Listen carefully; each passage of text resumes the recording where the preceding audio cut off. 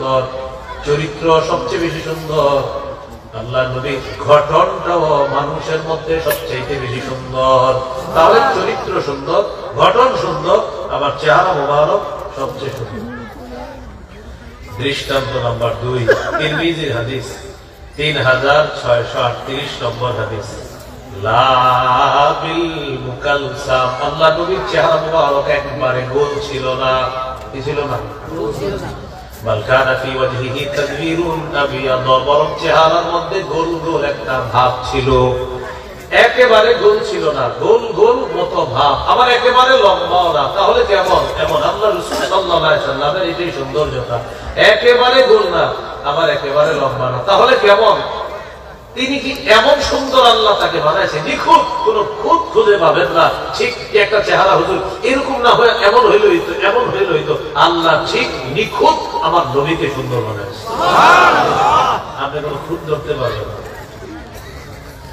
তো এখানে আসছে, হাদিসের মধ্যে আসছে লাইসা বিত-তাবিলি ওয়ালা বিল-কাসীরি ওয়া ফি রিওয়ায়াতিন লাইসা বিত-তাবিলিল বাঈনি ওয়ালা বিল-কাসীর। নবীজির ঘটনটা দেখতে একবারে লম্বা না, আবার একবারে খাটো না। মানুষের মধ্যে আমরা বলি এত বেশি লম্বা কেন, আবার বলি এত বেশি খাটো কেন। আমার নবীকে আল্লাহ বানিয়েছে এমন, যেখানে আমার নবীর অবয়ব নিয়ে আপনি কোনো খুঁত বর্ণনা করতে পারবেন না। নিখুঁত সৌন্দর্যের একজন অধিকারী মানুষ, একদম নিখুঁত। এইগুলো রাসূল সাল্লাল্লাহু আলাইহি ওয়াসাল্লাম চেহারা মোবারক। সহিহ মুসলিমের বর্ণনা 5978 নম্বর হাদিস। এই হাদিসের মধ্যে আছে, একজন প্রশ্ন করলেন, কানা ওয়াজহুহু মিসলাস সাইফি ক্বালা লা বাল মিসলাশ শামসি ওয়াল কমার। প্রশ্ন করলেন নবীর চেহারা মোবারক কি তলোয়ারের মতো সুন্দর ছিল? সাহাবী জবাব দিলেন, না, চন্দ্র আর সূর্যের মতো সুন্দর ছিল। সুবহানাল্লাহ। তিরমিজির হাদিস 2811 নম্বর হাদিস, 2811 নম্বর হাদিস। এই হাদিসের বর্ণনাকারী সাহাবীর নাম জাবির ইবনে সামুরা রাদিয়াল্লাহু তাআলা। তিনি বলেন, রাআইতু রাসূলুল্লাহ সাল্লাল্লাহু আলাইহি ওয়াসাল্লাম ফি লাইলাতি ইদহিয়ান। জোছনা রাতে আল্লাহ রাসূলের দিকে আমি দেখলাম। ফাজআলতু আনজুরু ইলা রাসূলিল্লাহ সাল্লাল্লাহু আলাইহি ওয়াসাল্লাম ইলাল কমার।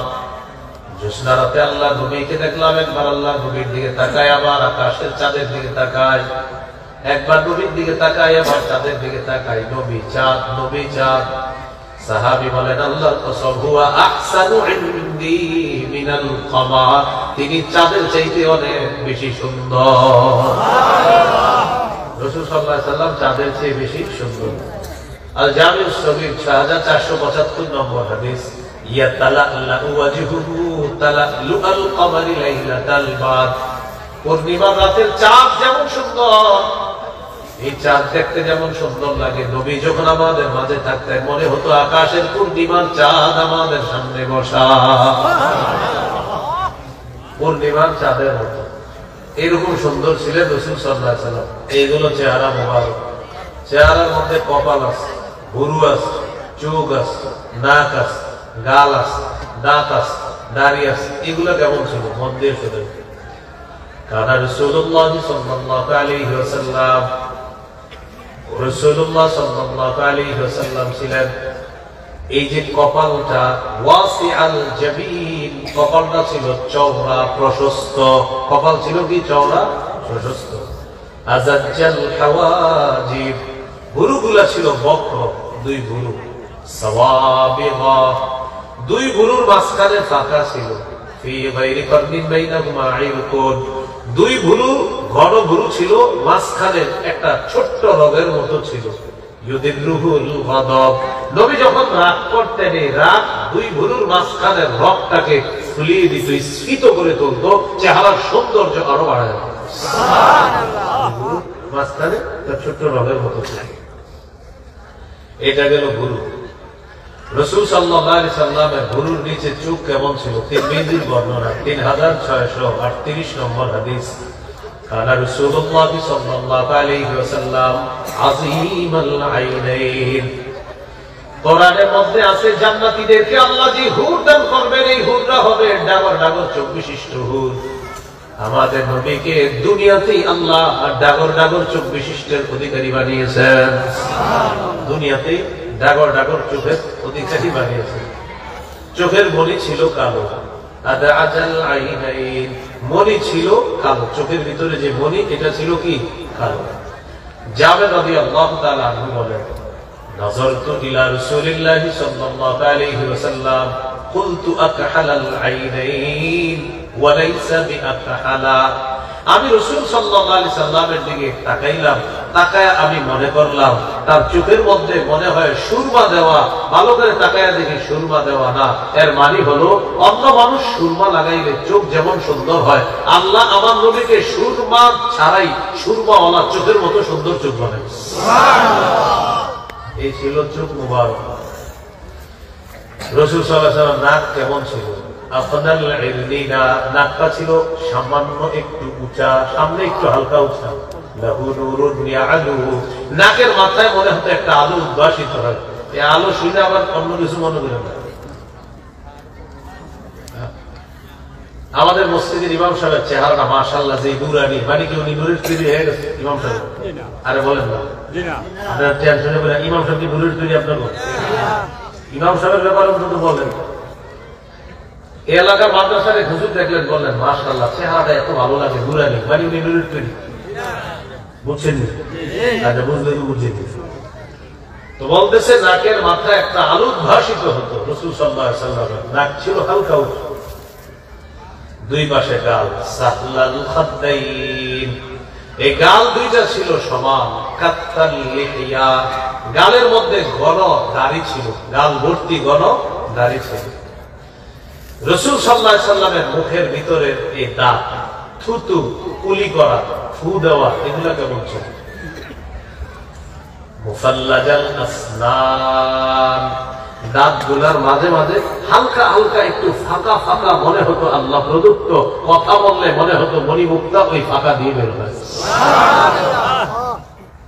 থুতু মোবারক, মুখ থেকে থুতু ফেলে এই থুতু মোবারক কেমন ছিল? সহিহ বুখারীর বর্ণনা, 4210 নম্বর হাদিস।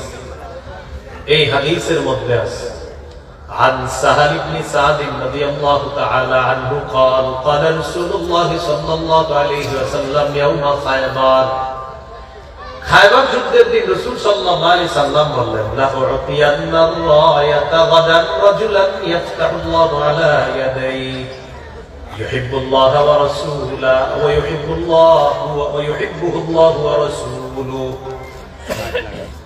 নবীজি সাল্লাল্লাহু আলাইহি সাল্লাম খায়বার যুদ্ধের দিন বললেন, ভাই বাইরের আওয়াজটা একটু কমায় দেন, মাইক নেন ভাই।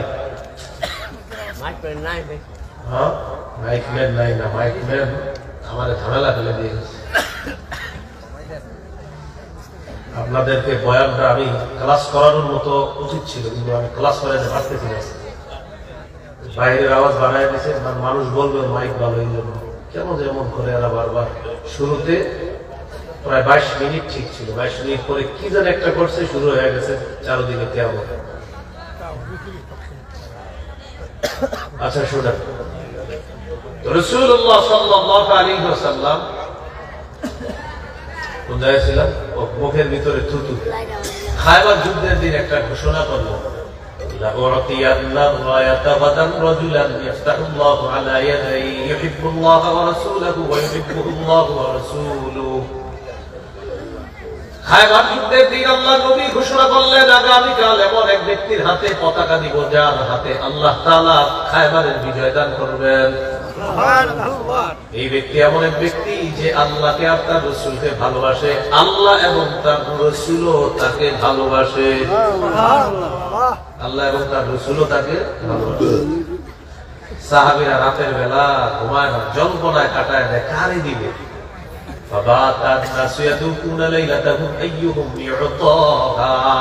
সাহাবীরা এই জল্পনায় কাটিয়ে দেয়, না জানি পতাকাটা কাকে দেওয়া হয়। فلما أصبح الناس غدوا على رسول الله صلى الله عليه وسلم, সকালবেলা সাহাবীরা আল্লাহ নবীর কাছে আসলেন। আসার পর কুল্লুহুম ইয়ারজু আইয়ুতাহা, সবার আশা পতাকাটা তাকেই দেওয়া হবে, সবার আশা। তারিখে কিতাবে আসছে সাহাবীদের অনেকে খালি নবীজির সামনে গিয়ে ঘুরে যে বলে না কেন আমাদের।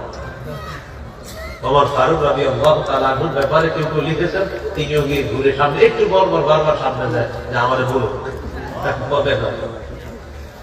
নবীজি বললেন আইনা আলী ইবনু আবি তালিব, আলী কোথায়? কার নাম বললেন? আলী রাদিয়াল্লাহু তাআলা আনহুর নাম বললেন। সাহাবীগণ জবাব দিলেন হুয়া ইয়া রাসূলুল্লাহ ইয়াশতাকি আইনাই, হুজুর আলীর তো চোখে সমস্যা। নবীজি বললেন আলীকে ডাইকা বাউতিয়া বিহি, হযরত আলীকে আনা হলো। আনার পর ফাবাসাকা রাসূলুল্লাহ সাল্লাল্লাহু আলাইহি ওয়াসাল্লাম ফি আইনাইহি ওয়া দাআলা, রাসূলুল্লাহ সাল্লাল্লাহু আলাইহি ওয়াসাল্লাম হযরত আলীর দুই চোখের মধ্যে থুতু দিয়ে দিলেন।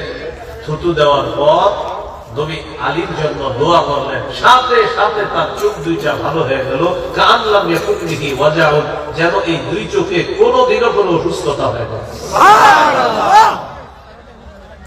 কথাটা দিল দেওয়ার পর হযরত আলী বললেন কাতিলুন নাস হাত্তা ইয়াকুনু মিসলানা, ইয়া রাসূলুল্লাহ তারা মুসলমান না হওয়া পর্যন্ত কি তাদের বিরুদ্ধে লড়াই করব?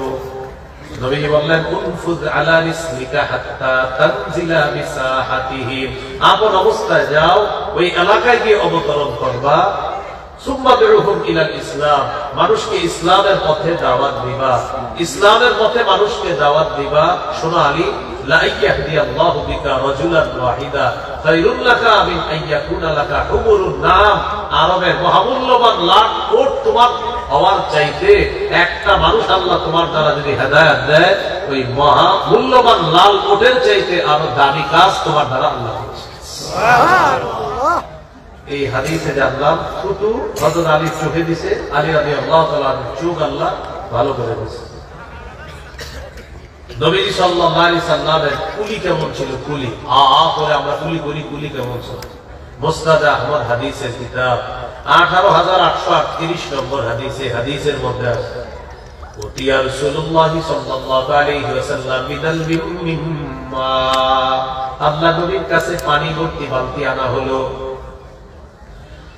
বালতি আনার পর ফাশারিবা বিন, আল্লাহ নবী বালতি থেকে পানি পান করলেন। করার পর ফামাজ্জা ফিল দালবি, আল্লাহ নবী কুলি করে বালতির মধ্যে পানি ফেলে দিলেন। সাব্বা ফিল বিইরি, বালতির পানিগুলা কূপের মধ্যে তারা ফেলে দিল। দেখেন কুলি করছে বালতির মধ্যে, বালতির পানি কূপে ফেলে দিয়েছে। সাহাবী বলেন ফাফাহা মিনহা মিসলু আসারি রিহিল মিস, যেই মাত্র বালতির কুলির পানি কূপের পানির সাথে মিশ্রিত হলো, সেখান থেকে মেশক আম্বরের ঘ্রাণ বের হওয়া শুরু হলো। সুবহানাল্লাহ। এই ছিল রাসূল সাল্লাল্লাহু আলাইহি সাল্লামের কুলি। নবীজির ফু ছিল কেমন? ফু বুঝেননি? বিসমিল্লাহির রহমানির রহিম, এই যে ফু, বিসমিল্লাহির রহমানির রহিম, এই ফু ছিল কেমন? আবু দাউদের হাদিস। নবী সাল্লাল্লাহু আলাইহি সাল্লামের একজন সাহাবী ছিলেন সালামা ইবনুল আকওয়া রাদিয়াল্লাহু তাআলা, নাম সালামা।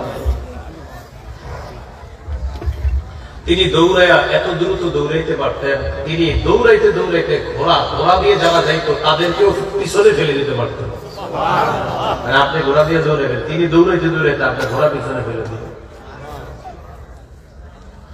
এই সালামা রাদিয়াল্লাহু তাআলা পায়ের গোছার মধ্যে একটা আঘাত পেয়েছে, পায়ের গোছায়। এই আঘাত নিয়ে তিনি চলাফেরা করতেন, দিব্যি চলতেন, হাঁটতেন, কোনো সমস্যা নেই। কিন্তু আরেকজন দেখলে টেনশনে পড়তে হয়, পায়ে এরকম সমস্যা নিয়ে একজন মানুষ এইভাবে স্বাভাবিকভাবে কিভাবে চলাচল করে? ইয়াজিদ ইবনে আবি উবাইদ রাহমাতুল্লাহি আলাইহি একদিন তিনি বলেন রাআইতু আতারা দারবাতিন ফি সাফি সালামা, নবীর সাহাবী সালামা রাদিয়াল্লাহু তাআলা আনহু পায়ের গোছার মধ্যে একটা আঘাতের চিহ্ন দেখলাম, একটা আঘাতের চিহ্ন দেখলাম পায়ের গোছার মধ্যে। আঘাতের চিহ্ন দেখার পর আমি প্রশ্ন করলাম এটা কিসের চিহ্ন? সালামা ইবনুল আকওয়া রাদিয়াল্লাহু তাআলা জবাব দিলেন আসাবাতনি ইয়াউমা খায়বার, খায়বারের যুদ্ধের দিন আমার পায়ের গোছার মধ্যে আঘাত লাগছে। আঘাত লাগার পর ফাকালান নাস উসিবা সালামা, সালামা আঘাতপ্রাপ্ত হয়েছে এই কথা মাঠের মধ্যে ছড়িয়ে পড়ল। নবীজি বললেন সালামাকে আমার কাছে নিয়ে আসুন।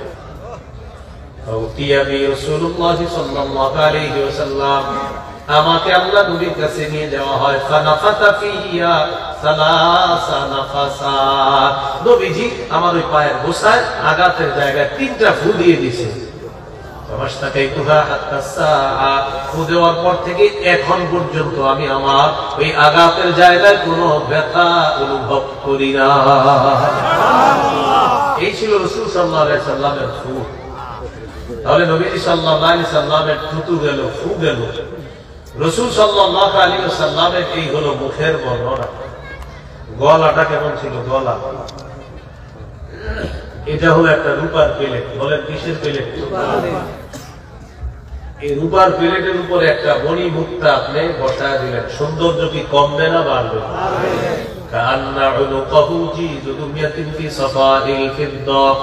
রাসূল সাল্লাল্লাহু আলাইহি সাল্লামের গলাটা এমন ছিল যেন একটা খোলা রূপার প্লেটের মধ্যে একটা মণি মুক্তা আল্লাহ বসায় দিচ্ছে। এটা ছিল গলা। গলার নিচে এই জায়গায় কাদের কাছে আল্লাহ নবীর এই কাদের কাছে সাহাবী বলেন এইখানে কবুতরের ডিমের মতো ছোট্ট একটা জিনিস দেখছি। এটাই হলো মোহরে নবুয়ত, মানে মুহাম্মদ সাল্লাল্লাহু আলাইহি সাল্লাম শেষ নবী, তারপরে আর কোন নবী হবে না। সহিহ বুখারীর বর্ণনা 3535 নম্বর হাদিস। قال رسول الله صلى الله عليه وسلم إن مثلي ومثل الأنبياء من قبلي كمثل رجل بنى بيتا فأحسنه وأجمله إلا موضع لبنة في زاوية। আমার পূর্ববর্তী নবীদের দৃষ্টান্ত এমন এক ব্যক্তির মতো যে ব্যক্তি একটি সুন্দর ঘর বানিয়েছে, ঘরটা সাজিয়েছে, ঘরের কোনায় একটা ইটের জায়গা ফাঁকা। فجعل الناس يطوفون به ويعجبون له ويقولون هل وضعت هذه اللبنة। মানুষ এই সুন্দর ঘর দেখার জন্য ঘরের চারপাশে যায়। ঘরের চারপাশে মানুষ ঘুরে ঘুরতে ঘুরতে যখন দেখে ঘরের কোনায় একটা ইটের জায়গা ফাঁকা, মানুষ বলে এত সুন্দর একটা ঘরের কোনায় ইটের জায়গাটা কেন ফাঁকা? নবীজি বলেন আনাল্লাবিনা, আমি হলাম সেই ইট। সুবহানাল্লাহ। আদম থেকে ঈসা নবী পর্যন্ত নবুয়তের ঘর আল্লাহ সাজিয়েছেন। আমাকে পাঠানোর মাধ্যমে ওই নবুয়তের যে জায়গাটা ফাঁকা আছে, এই জায়গাটা আল্লাহ তাআলা আমার মাধ্যমে নবুয়তের ঘরের সৌন্দর্যের সমাপ্ত আল্লাহ করে দিয়েছেন। নবীজি বলেন আনা খাতামুন নাবিয়্যিনা লা নাবিয়্যা বা'দি, আমি শেষ নবী, আমার পরে আর কোন নবী হবে না। আসবে না? না হবে না। আসবে না বলে না, কি বলবেন? হবে না। এই সুন্দর একটা কথা বলো বিসমিল্লাহ বলেন, আমাদের নবীর পরে বলেন সবাই আর কোন নবী হবে না।